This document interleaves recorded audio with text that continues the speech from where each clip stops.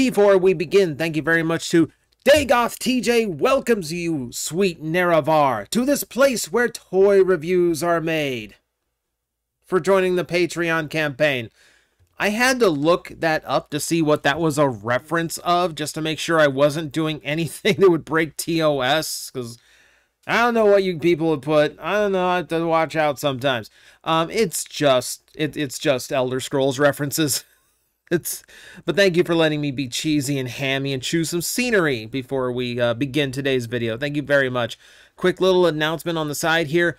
I think it's very clear we were over 800 when we crossed the first of the month. So at some point, yes, after I finally get back to my Prime episode reviews, I need to also review RID 2001. So there's another 26 videos that you are guaranteed because you guys supported me so much. I thank you for that. The next goal is at the 1,000 mark. It's going to be the return of random review as YouTube shorts, and it will be the return of cartoon reviews as new style content for the channel.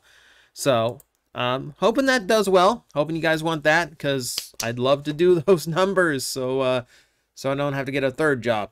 So let's move on. Let's actually talk about today's topic, which is a Patreon request, by the way. This one was a weird one. So the technical level of the request is, what if Megatron in G1 was a different Diaclone toy? Which is kind of difficult when so many of the Diaclone Transformers are already claimed. You know, most of the molds for Diaclone that were viable for Transformers were used for Transformers. So it was I wasn't sure how to exactly approach it, because there really wasn't any good options with the request the way it laid. So ultimately I decided there's two ways to handle this. There is A, we pick from the very few scraps of Diaclone and Microman that is, and Micro Change that is left. Or we imagine if the original Megatron toy wasn't a gun and it was a hypothetical Diaclone toy that doesn't actually exist. So basically, we're going to take a look at what if Megatron wasn't a gun in G1, because that does have a lot of implications to it. So for starters, like I said, we would have to pick something from Diaclone that had not been picked for Transformers yet. And in that, we are exceptionally limited. Most Diaclone toys were exceptionally large figures before the line that eventually became Transformers.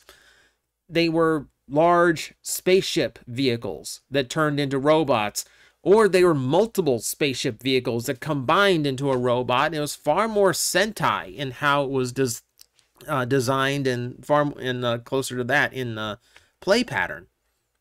Now, a lot of those older Diaclone toys, especially like first year Diaclone, they really do kind of depend on having a lot of those little pilot figures, which Transformers wasn't using at all. So a lot of the toy would be superfluous if they used any of those. And anything like, you know, the one you see on screen here does have a spaceship mode, but it doesn't really fit the aesthetic they're going for in Transformers. And it really wouldn't have been easy to work into any cartoon fiction. So I think all of those are out. But if we're talking about ones that were viable for Transformers, that were actually available in 1983, it's a key point here. Like, it had to be available in time for them to develop the entirety of the character and the fiction behind Transformers, get them animation models made, get them sent off to the studios, and then get the cartoon animated. That's a lot. That's a lot, right? So what do we need here? Well, so what were available? If we just like think off the top of my head, the train bots were available.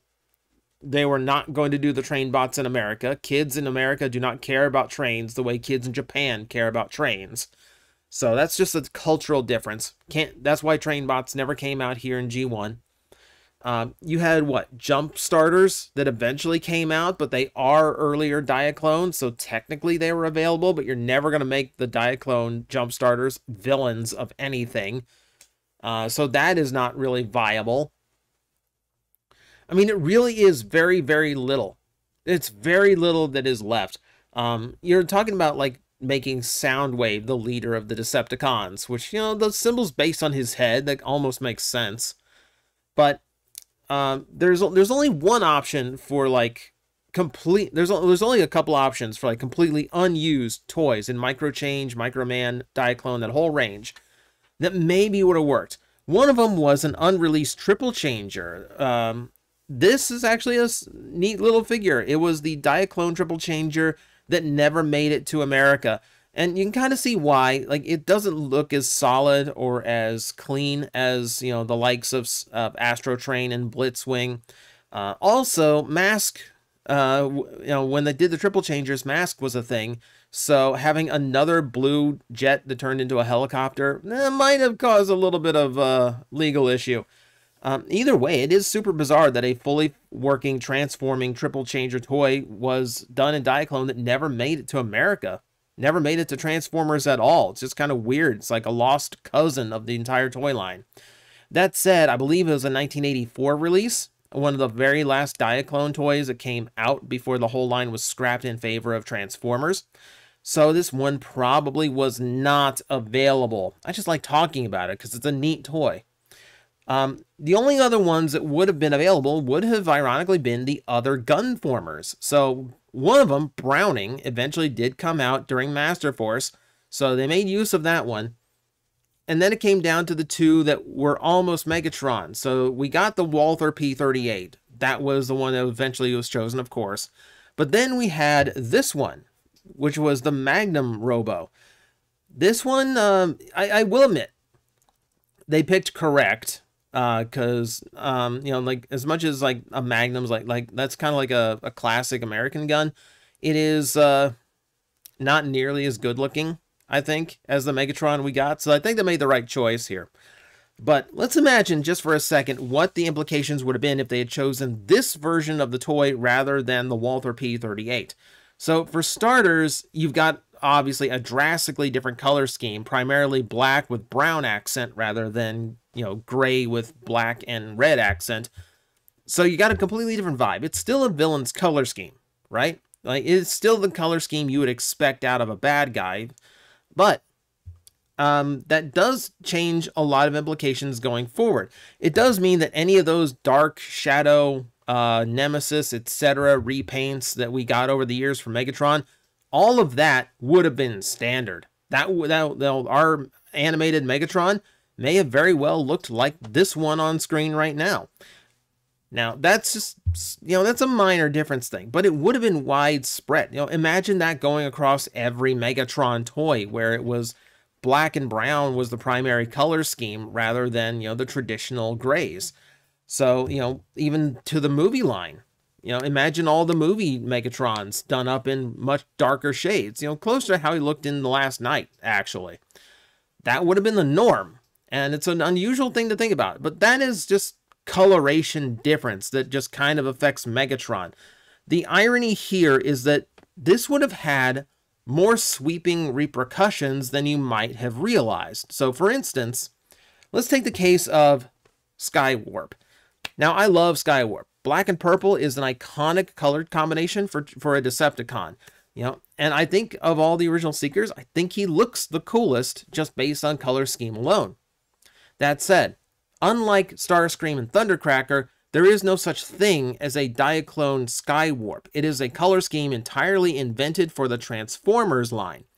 So, they could have made it anything they wanted. Now, if the original Megatron had ended up being that revolver and primarily black, most likely they're going to try to create variety on the toy shelf, especially considering it's the leader of the villain faction. They probably wouldn't have chosen black for Skywarp's color scheme, meaning we would have had a completely different third Seeker. Now, in my head, you're trying to avoid the bluish shades of Thundercracker as much as you can, so I wouldn't foresee him as like a green, for instance, which was like my first go-to thought. Just make him a green Seeker. So like Acid Storm might have been a thing early on. Acid Storm would have been named Skywarp. Interestingly enough, my brain would think if you're trying to push as far away as possible and then get colorization that wasn't represented in the Decepticons at the time, you're probably looking more at the yellow and orange shades. He might have come out looking a lot closer to Sunstorm. That is a distinct possibility. Now, in a what-if scenario like this, we really can't imagine what the alternate third seeker would be, or even if they would have thought of the name Skywarp if his color wasn't black and purple. We might have had a character named Sunstorm in proper G1 if that's what they thought the character should have been called, if it was a brighter colored character than what we got. So maybe, maybe not, we don't know, but it's fascinating to think about. You know, we would be out an iconic Decepticon if they had chosen the different mold for Megatron. Obviously, they could have changed the color, but considering they stuck to the Diaclone colors of everybody else, fair to bet that they would not have changed the Magnum Robo's color scheme. Because keep in mind, Transformers was kind of a budget cash-in toy line because they were borrowing molds that had already been designed and developed and made. So it was originally kind of a cheap way of releasing toys in America. So odds are they really just wanted to run the production line again, except we're going to throw in Autobot and Decepticon stickers. It's probably the only thing they really wanted to change. So that's not surprising. That's not surprising for a toy line like that. So I definitely think, like, yeah, they would have kept the original Magnum Robo's colors, and we would have gotten Skywarp in probably a much brighter color scheme. It would probably to avoid the black. Or he might have been the one with the neutral gray color scheme. That would have been weird too. Speaking of, you know what we would never see today if the Magnum Robo had gotten chosen instead? We'd never see a gray Megatron. Remember, it's Hasbro. It's a toy company. They want bright, vibrant colors that kids are going to look at and want their parents to buy for them. They would never get it into their heads to make the main character all gray, because that would die a death at retail if it wasn't the name Megatron, if it wasn't such a legacy character. To go and, like, I come up with a color with the brain of, like, oh, well, we need to repaint this guy. How about no color whatsoever? Like black and white newspaper look. How about that? We'll just make that his whole thing. They would never do that. So you're looking at more commonly, probably like purple. You'd probably be looking at a whole run of purple Megatrons even before Galvatron became a thing. I didn't even consider what implications this might have had on Galvatron. Color scheme, he probably would have looked the same, but he wouldn't have the arm cannon because Magnum Robo doesn't have an arm cannon. He probably would have been differently shaped because he's a very different design. All right, so there's like I said, there's like a lot of implications just to changing what figure there was. But if he stays the same gun, I think a lot of the logic that happened over the years would still take place. The change in alt modes, etc.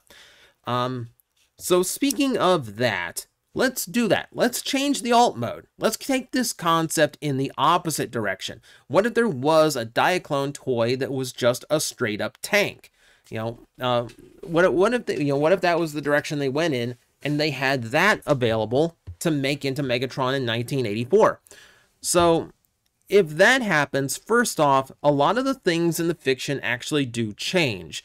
There's a weird thing with Megatron's alt mode having to be held by somebody else to use. That's always been like a weird thing of contention in the fandom, or if it makes sense or not, if it was actually cool or if it was dumb.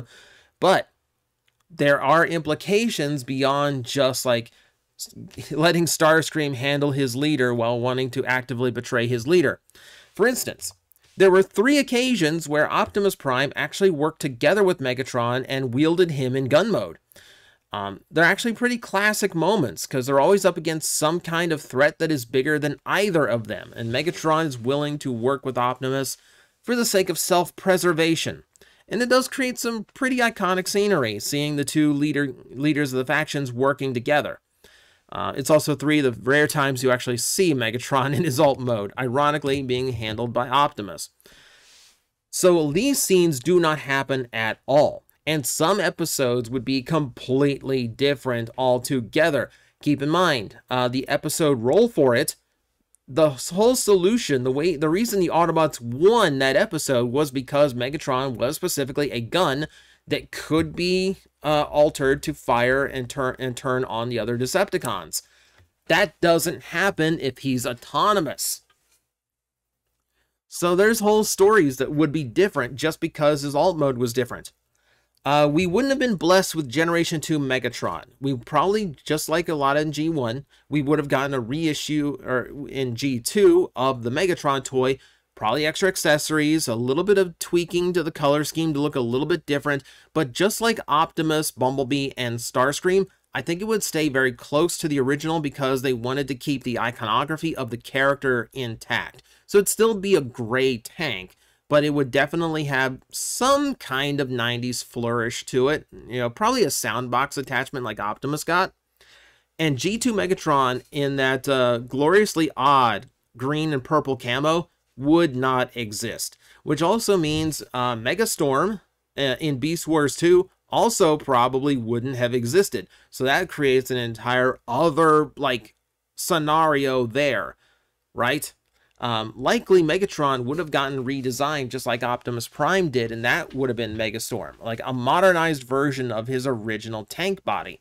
And maybe it would have looked similar to this, probably not with the greens, but we might have gotten the equivalent of a laser Megatron if the tank mode had been a thing back then. That said, if Megatron was a tank from the beginning, if that was a Diaclone toy that was available and that is what he was, I think we would miss out on what makes Megatron so good as a villain for Transformers over the last 4 decades, and that's the adaptability of the character. Because he is originally a gun, all of the Megatrons since then have had to work around that and create their own identities. It's why we've gotten such absurd Megatron concepts as we did in the Unicron trilogy. It's why movie Megatron got to be basically anything he wanted, because the idea of Optimus and Starscream are and like even Bumblebee to an extent, are cemented, right? Optimus is a semi-truck. He might be long-nosed or flat-nosed, but he's a semi-truck. Starscream is a jet. You know, he's a fighter jet. Bumblebee is, you know, your little, like, cute little bug, or he's a sports car, one or the other. And that's kind of set in stone. And if Megatron was a tank, that would be set in stone as well as your big 4 of the franchise. But because they can't set his alt mode in stone, it lets him be malleable. It lets the villain of the franchise adapt to whatever would suit the story best and whatever would work best for that particular fiction and period of time. You know, so when we go to Prime and we're going off the movie logic of Megatron wouldn't scan in Earth mode because it would be inferior and he has no reason to hide. That informs Transformers Prime to make him a spaceship and leave him that way. So he never takes an Earth mode. He never turns into a normal jet or anything. And it allows them to do a lot more with Megatron than if he was just stuck as a tank. You know, that allows us, and because we are used to Megatron changing all the time, which gives way to things like Armada Megatron having completely different depictions and not being stuck in the same gray tank motif that would have been true if Megatron's original toy had been a tank. I really think it led to something really good in that Transformers' main villain could constantly evolve while the hero remained steadfast and true to his original depiction. So it comes across like a Megatron over the multiverse, constantly trying to find a form and a way to like match up and one-up Optimus Prime, but never quite managing to do it. And again, it lets you do with Megatron what needs to be done with him for each and every story. And I think that makes it extremely unique and probably a good thing that Megatron has to change all the time. There is one casualty, though. There is going to be one casualty if Megatron's original toy had been some hypothetical Diaclone tank, and that's most likely Warpath. I can't imagine an Autobot tank being made for the Transformers toy line. Remember, because this wasn't a Diaclone or micro-change release. This was done for the Transformers line. I can't imagine them throwing an Autobot tank in there if the tank was the main villain and the big toy they were trying to sell. Like, maybe, because, okay, so they've got Huffer as a little truck in the in that toy line too, but that's when they didn't have a choice. They had to use what designs were available, and that design was available through Takara, so that doesn't really shock me. You know, that they would do 2 trucks, but doing another tank, that might be questionable. So Warpath might never have existed if Megatron had a tank to turn into. But those are the two hypotheticals, and both are interesting what-if scenarios. But I hope that satisfies the request, because honestly, like, the original spirit of the request is somewhere in there, but honestly, there just isn't enough Diaclone left to go with the original version. But I hope that's close enough, and I hope that gives you all a nice what-if to think about. So thank you everyone for watching. I will see you next time. I'm like, I think you guys got this. I will back away, and I will see you all later. You've got this handled. Alafi's like, really? You're not gonna help me? Like, it's fine now. It's like these disgusting creatures breathing down my neck, and you're all just like, I believe in you. You got this. All right, you seem to have this. 5 minutes.